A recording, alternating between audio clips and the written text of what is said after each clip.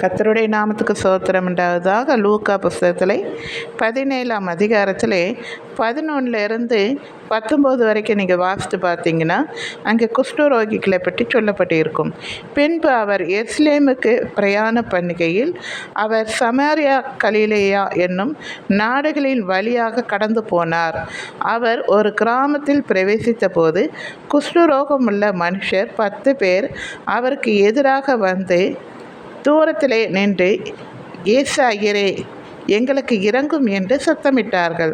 அவர்களை அவர் பார்த்து, நீங்கள் போய் ஆசாரியர்களுக்கு உங்களை காண்பியுங்கள் என்றார். அந்தபடி அவர்கள் போகையில் சுத்தமானார்கள். அவர்களில் ஒருவன் தான் ஆரோக்கியமானதைக் கண்டு திரும்பி வந்து உரைத்த சத்தத்தோடு தேவனை மகிமைப்படுத்தி அவருடைய பாதத்து அருகே முகங்குப்புற விழுந்து அவருக்கு ஸ்தோத்திரம் செலுத்தினான். அவன் சமாரியனாய் இருந்தான். அப்பொழுது இயேசு, சுத்தமானவர்கள் 10 பேர் அல்லவா, மற்ற 9 பேர் எங்கே?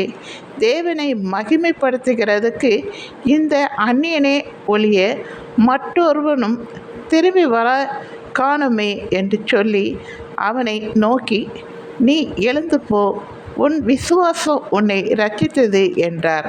எனக்கு அன்பானவர்களே, நன்றியுள்ள பிள்ளைகளாய் நாம் இருக்க வேண்டும். தேவனிடம் நன்மை பெற்ற நாம் நன்றி சொல்ல, சாட்சி சொல்ல நாம் கடமைப்பட்டிருக்கிறோம். தேவனுக்கு நன்றி சொல்ல வேண்டும், ஆலயத்தில் சாட்சி சொல்ல வேண்டும், தேவனை மகிமைப்படுத்துங்க.